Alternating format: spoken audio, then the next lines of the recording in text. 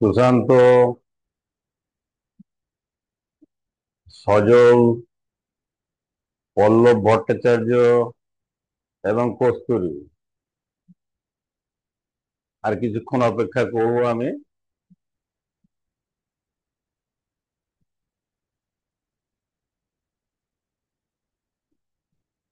দেখি আর কে কে জয়েন করে।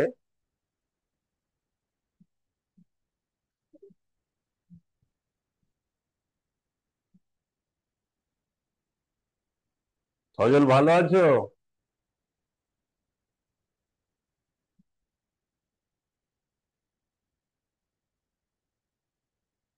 সজল, আমার কথা শুনতে পাচ্ছ?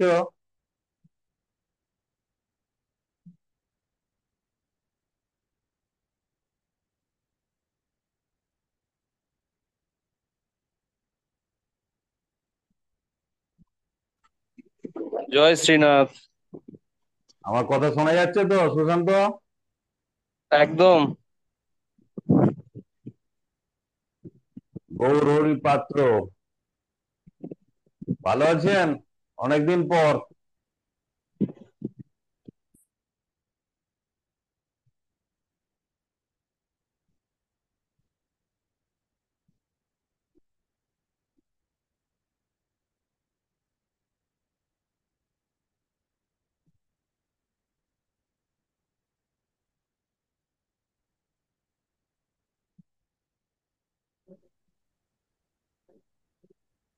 সজল, ভালো আছো? প্রণাম স্যার, ভালো আছেন? হ্যাঁ, তুমি ভালো আছো তো? হ্যাঁ স্যার, ভালো আছি। কেমন আছেন আপনি? ভালো আছেন? আমাকে ভালো থাকতেই হবে। আচ্ছা স্যার।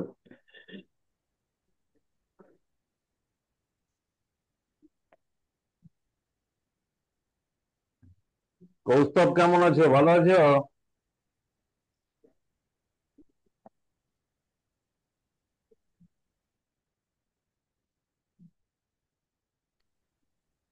হ্যালো, শুনতে পাওয়া যাচ্ছে? হ্যাঁ, শোনা যাচ্ছে। হ্যালো। শোনা যাচ্ছে। হ্যাঁ, হ্যাঁ, হ্যাঁ, হ্যাঁ। ভালো আছো আপনি তো? কেমন আছেন? আমার প্রণাম নেবেন। হ্যাঁ। হ্যাঁ, আপনার আশীর্বাদে মোটামুটি চলে যাচ্ছে, মায়ের আশীর্বাদে।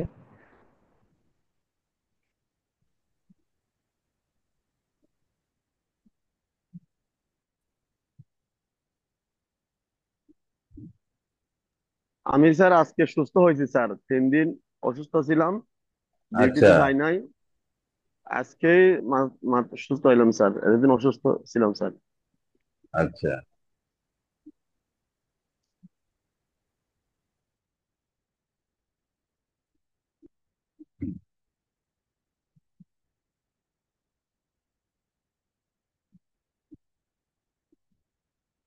এইখানে স্যার ওই গটের কথা বলছিলাম যে, মানে না, বিদেশে তো সনাতন ধর্মের কোনো রীতি কালচারাল নাই। আর এগুলো দেখলে তো সমস্যা, মহা সমস্যা, শুধু সমস্যা না, এরা এগুলাকে হুম। মারাত্মক ভয় পায়। তো আমাকে রাত্রে 1টার পরে ওই আম্রপল্লবটা নিতে হবে, মার্কেট থেকে আচ্ছা। গট নিতে হবে। আমি আচ্ছা। চাইছিলাম যে যেটা মা কালের জন্য বসাইছিলাম ওটাতে একেবারে সংকল্প করে করব। আচ্ছা। এখন আপনি যেহেতু বলছেন, আমি আর নতুন আরেকটা বসাবো আর কি। হ্যাঁ, নবরাত্রিতে আপনি তো নতুন ঘট বসানোর দরকার। স্যার এখন প্রবাসে আছি স্যার, বুঝেন তো, আরব দেশে আছি।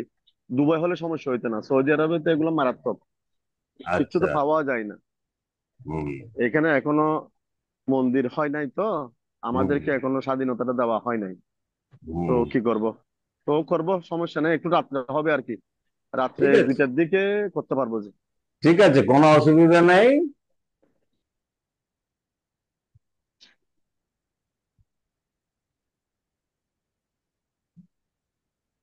আজকে আমরা এই নবরাত্রির প্রথম রাত্রি আজকে। এই প্রথম রাত্রিকে বলা হয়, তোমরা সবাই জানো, প্রথমং শৈলপুত্রীতি, দ্বিতীয়ং ব্রহ্মচারিণী।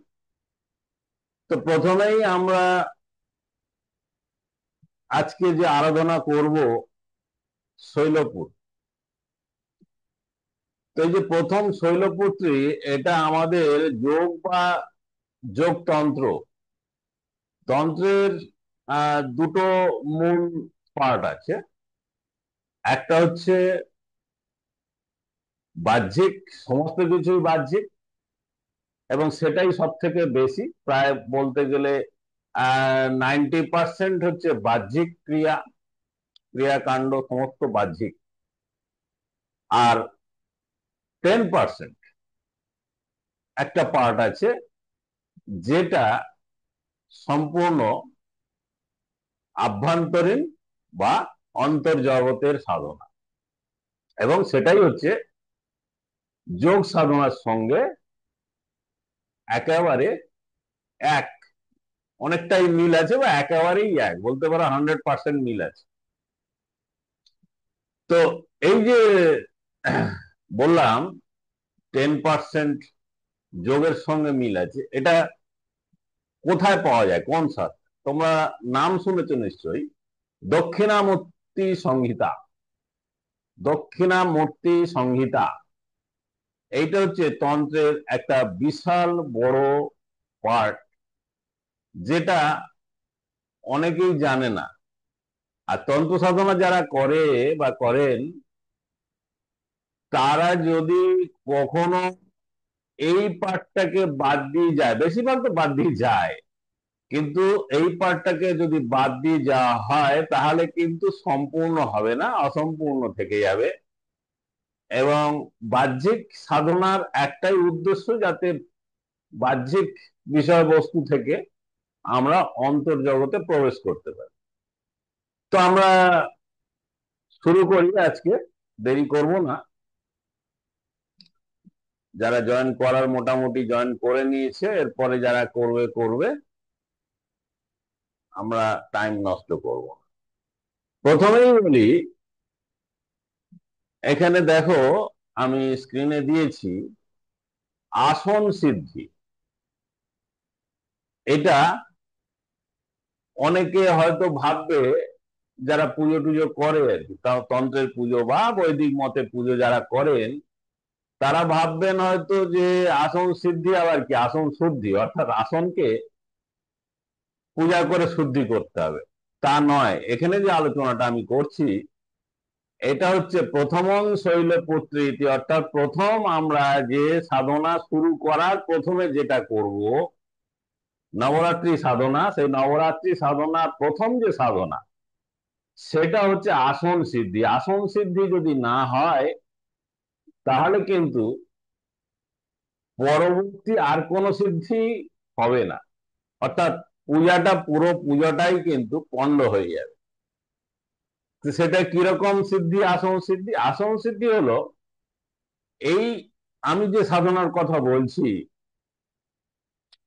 এই সাধন পথে একটা অতি গভীর তত্ত্ব, তত্ত্ব মানে হচ্ছে থিওরি, অতি গভীর তত্ত্ব। এটা না জানলে বা এটাতে সাকসেস বা সিদ্ধি না হলে কোনো কিছুই হওয়ার নয়। এই যে আসন সিদ্ধির কথা বলা হলো, এটা শুধুমাত্র শারীরিক ভাবে কোনো স্থানে অনেকক্ষণ বসে থাকা, এটাকে বোঝায় না। এই আসন সিদ্ধি বলতে একটা মানসিক একটা স্তর বা একটা স্টেজ, মনের, আমাদের যে মন মানসিকতা, সেই মন মানসিকতার একটা স্তর, তাকেই বলা হয় প্রথম স্তর। সেখানে প্রাণায়াম আছে, এবং আধ্যাত্মিক যে চেতনা, সেই চেতনা থেকে চৈতন্যে পৌঁছানোর একটা পথ বা মার্গ, চেতনা থেকে চৈতন্যে পৌঁছানোর একটা মার্গ। তোমরা অনেকেই হয়তো স্বামী বিশুদ্ধানন্দ পরমহংসদেবের নাম শুনেছো। জ্ঞানগঞ্জের, জ্ঞানগঞ্জ সম্পর্কে যারা একটু আধটু পড়াশোনা করেছে তারা সবাই জানো যে স্বামী বিশুদ্ধানন্দ পরমহংস ছিলেন, পুনঃপ্রতিষ্ঠা করেছিলেন আর কি এই জ্ঞানগঞ্জের। সনাতন ধর্মে এরকম আছে যে সনাতন ধর্মটা কেউ তো তৈরি করেনি, কেউ সৃষ্টি করেনি। সনাতন ধর্ম অনাদি কাল থেকে শাশ্বত রূপে চলে আসছে। মাঝে মাঝে কি হয়, একটু আপ অ্যান্ড ডাউন থাকে, অর্থাৎ যখন একটু ডাউনওয়ার্ডসে যায় তখন আবার তাকে পুনঃপ্রতিষ্ঠা করতে হয় যুগের আহ যুগ অনুসারে। বিভিন্ন যুগের যে অবস্থাটা থাকে, নানান ধরনের পারিপার্শ্বিক সামাজিক যে অবস্থাটা থাকে, যেমন আমরা যে যুগে বাস করছি এখন আমাদের অনেক সমস্যা। তো সেই সমস্যার মধ্যে থেকে আমাদেরকে সাধনা করতে হবে। কিভাবে সম্ভব সেটা? অনেকেই তো দেখেছি যে সময় পায়, বলে সবকিছু সময় পাচ্ছে কিন্তু সাধনা করতে সময় তার কাছে নেই। একটা ঘন্টা যদি বলা হয় যে 24 ঘন্টার মধ্যে তুমি 1 ঘন্টা সময় দাও, তো সেই 1 ঘন্টা সময় বলে আমার সময় হচ্ছে না, হয়ে উঠছে না। তো এই যে পারিপার্শ্বিক সাংসারিক সামাজিক কর্মক্ষেত্রে বিভিন্ন চাপ থাকে, সেই চাপের মধ্যে থেকে আমরা কিভাবে সংসারে থেকে আমরা কিভাবে সাধনা করব, নিশ্চয়ই করা যাবে। তো সেইটা কি হয়, এই যুগ ভেদে মানে বিভিন্ন যুগে যুগোপযোগী অর্থাৎ যুগের উপযোগী করে তুলতে হয় এই সনাতন সাধন, সনাতন যে যোগ সাধনাটাকে। তো সেই স্বামী বিশুদ্ধানন্দের কথা বলছিলাম। স্বামী বিশুদ্ধানন্দ পরমহংস, যিনি জ্ঞানগঞ্জের সাধনায় বিশেষ রূপ প্রচার করেছিলেন, গন্ধ বাবা বলা হয়, তিনি বিভিন্ন রকম সুগন্ধি তৈরি করতে পারতেন। এমনি বিভিন্ন ফুল, একটা জবা ফুল, তার মধ্যে তোমরা জানো জবা ফুলের বিশেষ কোনো গন্ধ থাকে না, কিন্তু সেটাতে গোলাপের গন্ধ করে দিতে পারতেন, অর্থাৎ জবা ফুলটাকে গোলাপ ফুলে রূপান্তরিত করে দিতে। তো এইগুলো তোমরা নিশ্চয়ই বই টই পড়লে এগুলো জানতে পারবে, বা যারা বই পড়েছো অলরেডি তারা জানো। তিনি আসন সিদ্ধিকে বলেছিলেন যে মহা সাধনার দ্বার, অর্থাৎ সাধনা করতে গেলে মহা সাধনা বলা হচ্ছে। আমরা যেমন মহানবমী মহাষ্টমী মহানবমী বলি, সেরকম মহা সাধনা করতে গেলে অর্থাৎ মহান বা মহৎ মহৎ সাধনা করতে গেলে তার প্রথম যে দরজা, প্রথম যে গেটওয়ে, সেটাই হলো এই আসন সিদ্ধি। এখন আসন সিদ্ধিটা কি? তন্ত্র ও যোগশাস্ত্র অনুযায়ী আসন সিদ্ধি বলতে যেটা বোঝানো হয় সেটা কি, সেটা একটু মনোযোগ সহকারে, আমি স্ক্রিনে দিয়েছি, তাও একটু মনোযোগ সহকারে শোনো। পরে আমি পিডিএফ পাঠিয়ে দেবো, পিডিএফটা তোমরা পেয়ে যাবে, পড়ে নেবে। শরীরের অচল অবস্থা, একটানা ঘন্টার পর ঘন্টা, আমি তো 1 ঘন্টা বলেছি, সেই 1 ঘন্টা সময় দিতে পারো না, তো এখানে বলা হয়েছে ঘন্টার পর ঘন্টা দিনের পর দিন এক আসনে বসে থাকা, শরীর নড়াচড়া করবে না, এইরকম একটা অবস্থা যেটাকে নিশ্চল অবস্থা বলা হয়। এটা হচ্ছে প্রথম পয়েন্ট। দ্বিতীয় পয়েন্ট হচ্ছে প্রাণায়াম। প্রাণায়াম মানে কি? প্রাণ, আমাদের শরীরে প্রাণ আছে বলেই তো আমরা কাজ করি, হাত পা নাড়ি, আমাদের চেতনা আছে।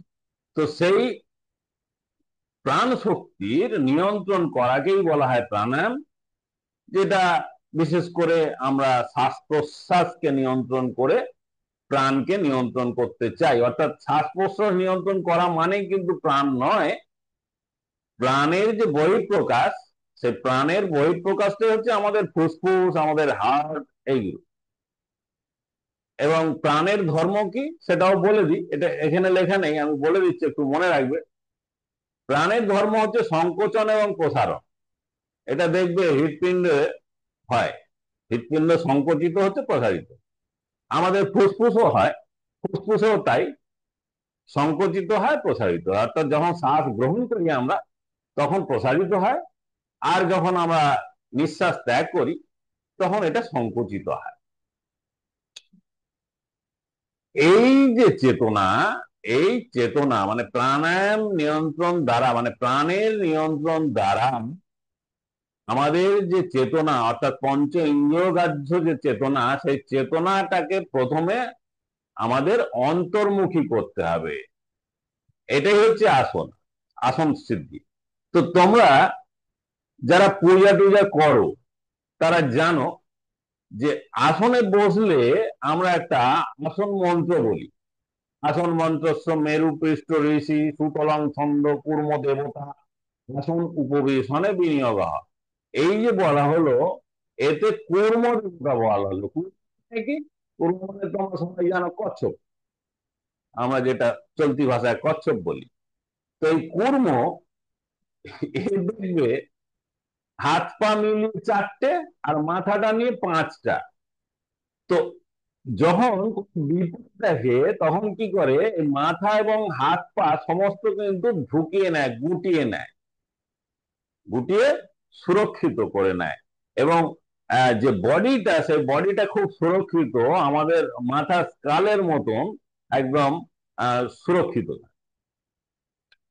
তো সেইভাবে আমরা আসনে যখন বসছি তখন যে মন্ত্রটা পাঠ করছি, সেই মন্ত্র পাঠ করার মানেটাই হলো যে আমরা আমাদের এই পঞ্চ ইন্দ্রিয়কে, ঠিক যেমন কচ্ছপ তার মস্তিষ্ক নিয়ে 5টা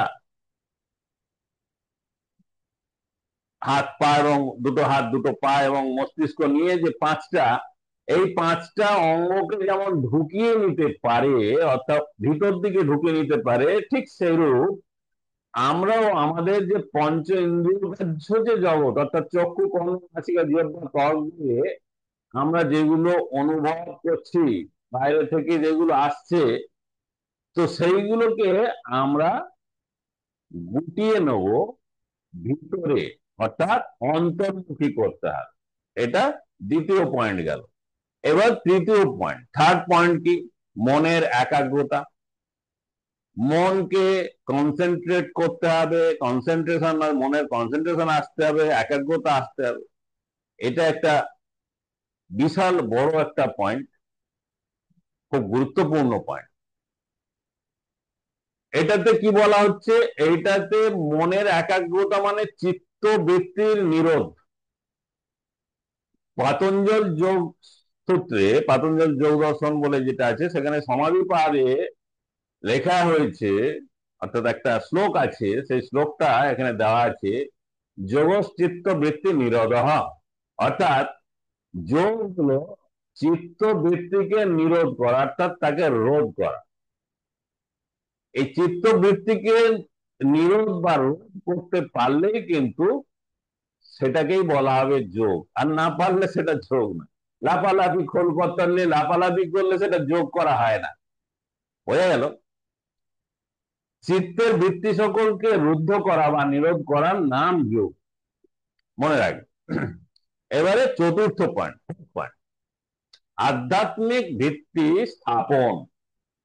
আসন সিদ্ধি হলে তবেই আমাদের যে কুণ্ডলিনী জাগরণের যে কথাগুলো বলা হয়, তবেই কিন্তু সেই কুণ্ডলিনী জাগরিত হবেন, তার আগে নয়। এবং সেই কুণ্ডলিনী জাগরণের জন্য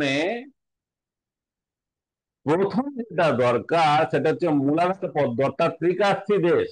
আমাদের মেরুদণ্ডের একদম নিচেটায় আমরা যে বসে আছি, দেখবে একদম মেরুদণ্ডের পিছন দিকে যে মেরুদণ্ড আছে, মেরুদণ্ডের পিছন দিকে একটা ত্রিকাস্থি আছে, একটা অস্থি। অস্থি মানে একটা হাড়, যেটা 3 কোণাকৃতি। সেই 3 কোণাকৃতি যে হাড়টা অর্থাৎ ত্রিকাস্থি দেশটা, সেটাই হলো আমাদের আসন। মূল আসন হচ্ছে ওটা, ওটা বাহ্যিক না, ওটা হচ্ছে আভ্যন্তরীণ, ভিতরে, শরীরের ভিতরে। শরীরের ভিতরে প্রথম যে আসন যেটা আমাদের গ্রহণ করতে হবে, সেই আসনটা হলো এই ত্রিকাস্থি দেশ। এখানেই এটাকে ত্রিকূট বলা যেতে পারে। তো ত্রিকূট বিভিন্ন জায়গায় আছে, এটা হচ্ছে প্রথম ত্রিকূট। অর্থাৎ এখানে তিনটে পয়েন্ট আছে, ত্রিকাস্থির এসে তিনটে পয়েন্ট হবে, তোমরা বুঝতেই পারছো। এবং সেখানে সূর্য, চন্দ্র, তিনটে পয়েন্টে সূর্য, চন্দ্র এবং অগ্নি এটা আছে, যেটা পরবর্তী সময়ে আবার যখন ঊর্ধ্বের দিকে উঠবে, অর্থাৎ কুণ্ডলিনী শক্তি যখন ঊর্ধ্বে উঠবেন, তখন সেটা অন্য রূপ হবে। কিন্তু কুণ্ডলিনী শক্তি প্রথমে তো ঘুমিয়ে আছেন, তাকে তো জাগাতে হবে। এই জাগো জাগো যে বলা হচ্ছে, তো জাগো কাকে জাগতে বলা হচ্ছে? দুর্গাকে জাগতে বলা হচ্ছে। দুর্গা মানে সেই কুণ্ডলিনী শক্তিকেই জাগতে বলা হয়। তো সেই কুণ্ডলিনী শক্তি যে জেগে উঠবেন, তিনি আছেন কোথায়, অর্থাৎ তার আসন কোথায়, তিনি আছেন কোন জায়গাটা, যেখানে থাকছেন, যেখানে বসে আছেন, সেটাই তো তার আসন। সেই আসনটা হচ্ছে ত্রিকাস্থি দেশ, অর্থাৎ মূলাধার পদ্ম। এটাই হলো আমাদের প্রথম নবরাত্রির প্রথম রাত্রি। এই প্রথম রাত্রিতে আমরা আমাদের মূলাধার পদ্ম চিন্তা করব। মূলাধার পদ্মকে অ্যাক্টিভেট বলা হয়, জাগরিত করব। অর্থাৎ অ্যাক্টিভেট মূলাধার পদ্মকে করা না, অ্যাক্টিভেট করা হচ্ছে আমাদের ডরম্যান্ট এনার্জিকে, অর্থাৎ আমাদের মধ্যে যে শক্তি আছে, ঘুমন্ত শক্তি, ঘুমিয়ে আছে, অর্থাৎ আমরা যে প্রচন্ড, আমাদের মধ্যে প্রচন্ড শক্তি আছে, সেই শক্তি কিন্তু ঘুমিয়ে আছে, সেই শক্তির কোনো প্রকাশ নেই। তো সেই শক্তিকে প্রথমে জাগরিত করতে হবে। সেটাই হলো আমাদের প্রথম সাধনা, প্রথম রাত্রি, শৈলপুত্রী বলা।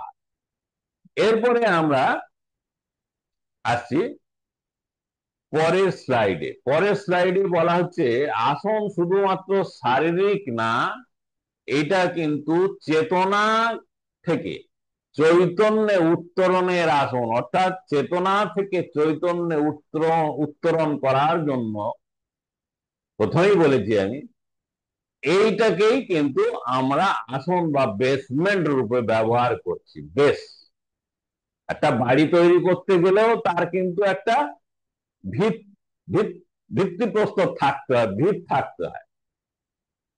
তো সেই ভিত না থাকলে বাড়িটা তুমি করলে, বাড়িটা যে কোনো সময় পড়ে যেতে পারে। ভিতটা ভালো দিতে হবে। এখানেও কিন্তু আমাদের যে সাধনা ভিত্তিপ্রস্তর, সেটা হচ্ছে মূলাধার পদ্ম, অর্থাৎ আসন। আসন মানে এখানে বলা হচ্ছে সিট অফ কনসিয়াসনেস।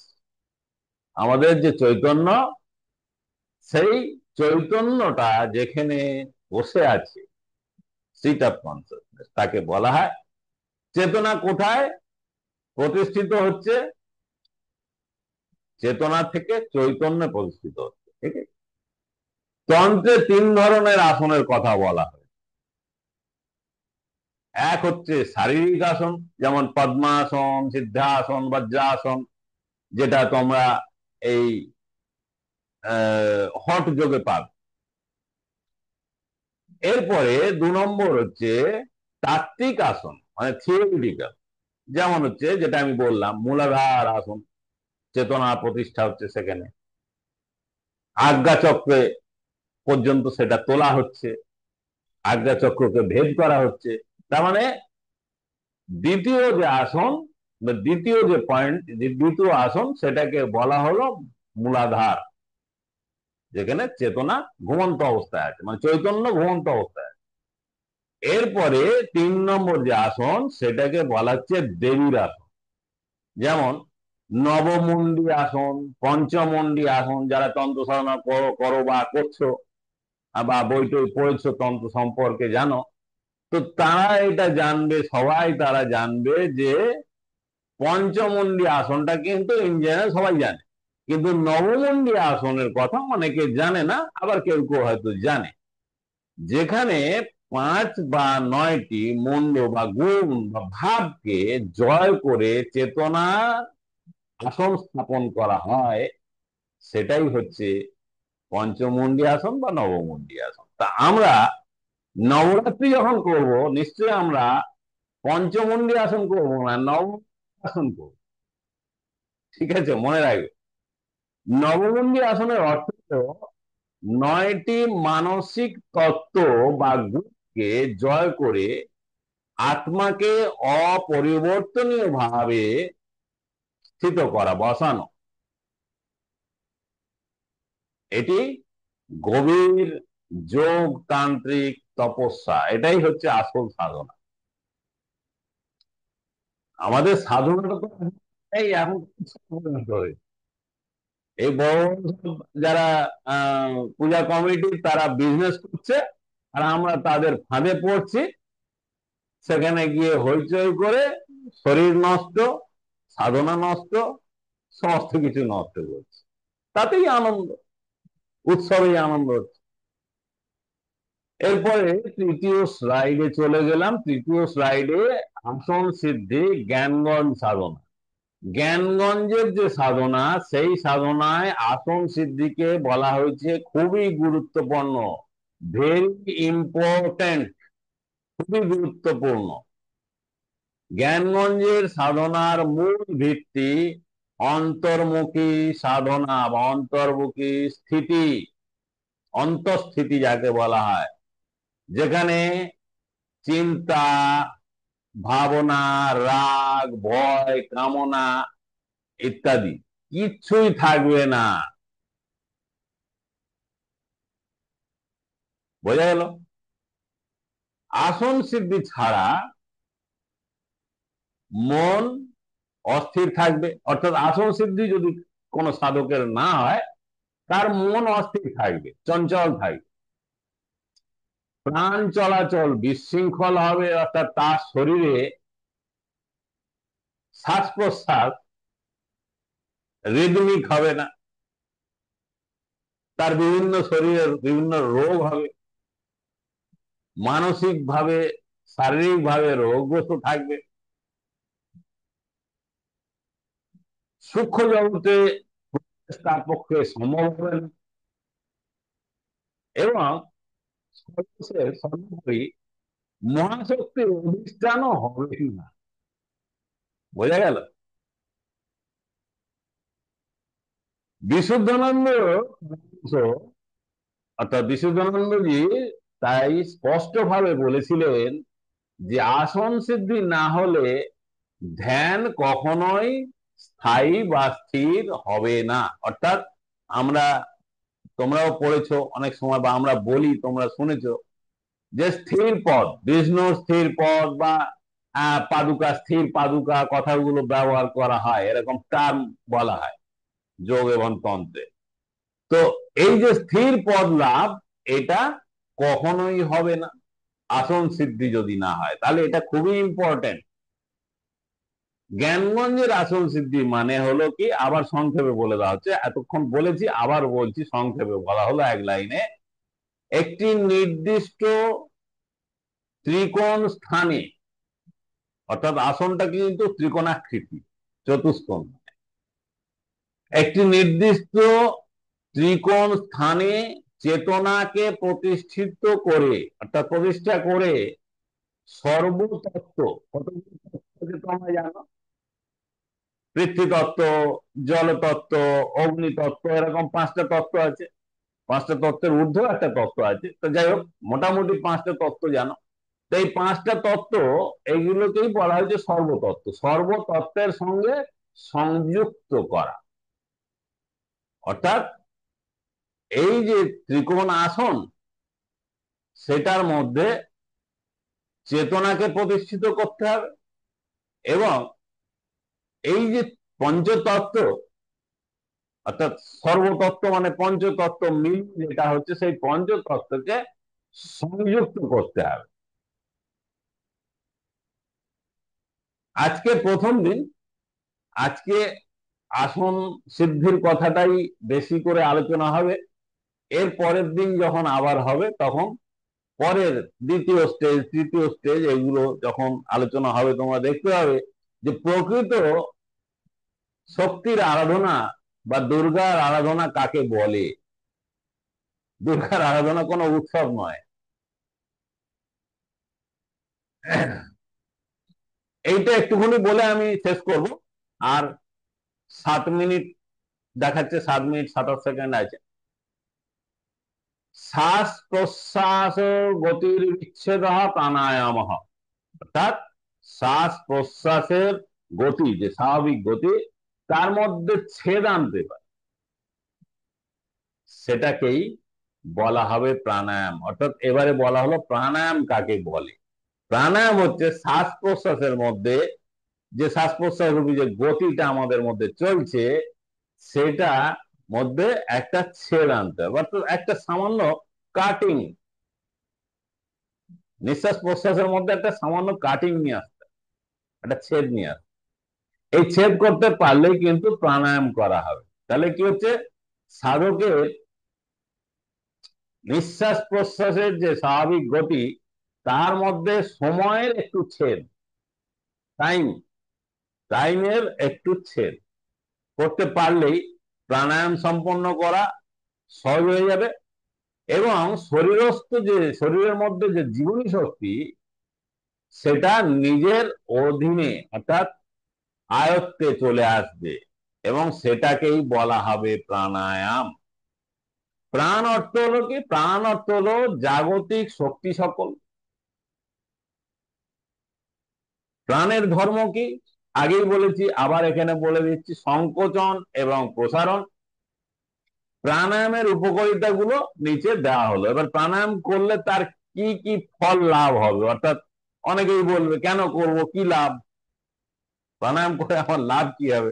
এখন তো সবাই লাভ ক্ষতিটা হিসেব করে না, সব ব্যবসায়ী, এখন সবাই ব্যবসায়ী, তো সেই জন্য লাভ ক্ষতি হিসেব করে। তো কি লাভ সেটা নিচে দেওয়া হলো। 1 নম্বর লাভ হচ্ছে, এটি শরীরের কোষগুলোকে জীবনী শক্তি, কোষগুলোতে জীবনী শক্তি সঞ্চারিত করে এবং কোষ প্রসারিত করতে সাহায্য করে। এই যোগ অনুশীলনের ফলে দেহের বাহ্যিক এবং আভ্যন্তরীণ অঙ্গগুলোর ক্ষয় রোধ হয়ে যায়। তার মানে বুঝতে পারছো, বয়স কমে যাবে আস্তে আস্তে, বয়স বাড়বে না। বলা হচ্ছে না জ্ঞানগঞ্জে কারোর বয়স বাড়ে না, স্থির হয়ে যায়, কেন? দেখো ভালো করে। 3 নম্বর পয়েন্টে বলা হচ্ছে, ইহা হৃদযন্ত্রের ক্রিয়াকে মন্থর গতি করিয়া নিয়ন্ত্রিত করে। মন্থর মানে কিরকম, তোমরা সবাই জানো, আমাদের নর্মাল যে পালস থাকে সেটা 70-এর উপরে, 78 80 বা তারও বেশি হয় ছেলেদের ক্ষেত্রে, মেয়েদের ক্ষেত্রে একটু বেশি। কিন্তু সেটাকে মন্থর গতি, অর্থাৎ সেই হৃদস্পন্দন থেকেই তো পালসটা হয়, নাড়ি বলা হয়। তো সেই নাড়ি যে পালসটা, সেই পালসটা কিন্তু 60 হতে হবে, 60 হবে। আর এটা হলে কিন্তু সেটাই কেউ বলা হবে যে মন্থর গতি হলো। সবসময় না থাকলেও হবে, ম্যাক্সিমাম সময় এটা থাকবে এরকম। ছোট হাঁটা করলে, সিঁড়ি দিয়ে ওপরে উঠলে নামলে, তখন হৃদস্পন্দন বাড়বে। কিন্তু যদি ধ্যান করো, যোগ অভ্যাস করো, যতক্ষণ করবে ততক্ষণ কিন্তু এটা মন্থর গতি হয়ে যাবে। এবং সেটা করা আবশ্যক, অর্থাৎ এটা করতে হবে। এটা না করলে কিন্তু আমাদের যে অঙ্গ প্রত্যঙ্গ গুলো আছে এবং যে মস্তিষ্ক আছে, মস্তিষ্ক তো সবসময় কাজ করে চলেছে, ঘুমালেও কিন্তু, ঘুমালে অঙ্গ প্রত্যঙ্গ অচল হয়ে যায়, কিন্তু আমাদের মস্তিষ্ক কাজ করতে থাকে, তাই জন্য আমরা স্বপ্ন দেখি। তো সেই জন্যে এর রেস্ট দিতে হবে, মস্তিষ্কেরও রেস্ট দিতে হবে। তো সেই রেস্টটা হয়ে যাবে যদি প্রাণায়াম করা যায়। 4 নম্বর পয়েন্টে কি বলা হচ্ছে, ইহা প্রত্যহ অভ্যাসের ফলে, মানে প্রত্যেকদিন অভ্যাস করলে মানসিক শান্তি লাভ হবে, মনে কোন রকম স্ট্রেস থাকবে না। স্ট্রেস না থাকলে এমনিতেই বয়স কম হয়ে যাবে, বয়স বাড়বে না। স্ট্রেসের জন্য মানুষের বয়স বেড়ে যায়। নানান ধরনের চাপ, মনের মধ্যে চাপ থাকলে নানান ধরনের অসুখ বিসুখও করবে আর বয়স কমে যায়। যদি স্ট্রেস মুক্ত থাকা যায়, তাহলে স্বাভাবিক মুখে বলি রেখাগুলো পড়বে না, বয়সের ছাপ পড়বে না। এরপরে 5 নম্বর পয়েন্টে বলা হচ্ছে পঞ্চ ইন্দ্রিয়ের ক্রিয়াশীলতা গুলো নিয়ন্ত্রণ করতে সাহায্য করবে। আমাদের মন হলো পঞ্চ ইন্দ্রিয়ের গৌণ নিয়ন্ত্রক এবং সুষুম্না শীর্ষক, যেটাকে মেডুলা অবলাঙ্গাটা বলা হয়, সেটা হলো আমাদের পশ্চাৎ মস্তিষ্ক, এই যে মাথার পিছন দিকটা থাকে মেডুলা অবলাঙ্গাটা। ইহা প্রধান নিয়ন্ত্রক কেন্দ্র, অর্থাৎ এটাই হলো আমাদের এই পঞ্চ ইন্দ্রিয় এবং মন এর মেন সুইচ। ওই জন্যে জোরে যদি আঘাত করা হয়, বেশ একটু জোরে, মাথা ফাটবে না, কিন্তু পিছন দিকে যদি জোরে আঘাত করা হয় তাহলে সেন্সলেস হয়ে যায় মানুষ, যে কোনো মানুষ। এটা হচ্ছে মেন সুইচ এখানে আছে। 6 নম্বর পয়েন্টে কি বলা হচ্ছে? 6 নম্বর পয়েন্টে বলা হচ্ছে ইহা আমাদের শ্বাসের মাত্রাকে হ্রাস করে দেয়, অর্থাৎ আমাদের যে শ্বাস প্রশ্বাস দ্রুত চলতে থাকে সেটাকে কমিয়ে দেয়, হ্রাস করে দেয়। সুতরাং এই প্রক্রিয়া পুনঃ পুনঃ ব্যবহার করিয়া আমরা আমাদের শরীর দীর্ঘায়ু এবং নীরব জীবন লাভে সমর্থ হইতে পারি। কত সুন্দর পয়েন্ট বলতো। 7 নম্বর কি বলা হচ্ছে? 7 নম্বরে বলা হচ্ছে ইহা আমাদের মনকে একাগ্র করে। মনের একাগ্রতা তো দরকার সাধনা করতে গেলে। দুশ্চিন্তা মুক্ত করে এবং যে কোনো বিষয়ে গভীর মনোযোগে সাহায্য করে, অথবা মনকে ঈশ্বর তত্ত্বে কেন্দ্রীভূত করতে সাহায্য করে। লেস দ্যান 1 মিনিট আছে। তোমরা সবাই ভালো থাকবে। আজকে এই পর্যন্ত। আবার কালকে আমি তোমাদের জানিয়ে দেবো গ্রুপে, তোমরা সকলে জয়েন করবে, ভালো থাকবে, আনন্দে থাকবে, তাহলেই সুস্থ থাকবে। কেমন লাগলো? খুব ভালো, কিন্তু মনে হচ্ছে বড্ড কম আজকে হলো। এটা শুধু আসল সিদ্ধি তো, আজকে প্রথম দিন তো। 9 দিন তো আচ্ছা, দেখবো, হুম। এই 9 দিন তো চালাও। দিনের মধ্যে হ্যাঁ, ন- দিনের মধ্যে প্রত্যেকটা স্টেপ কমপ্লিট করতে হবে। ইনকমপ্লিট করে গেলে চলে গেলে হবে না যে আমি ওইটাই তো ভয় হচ্ছে।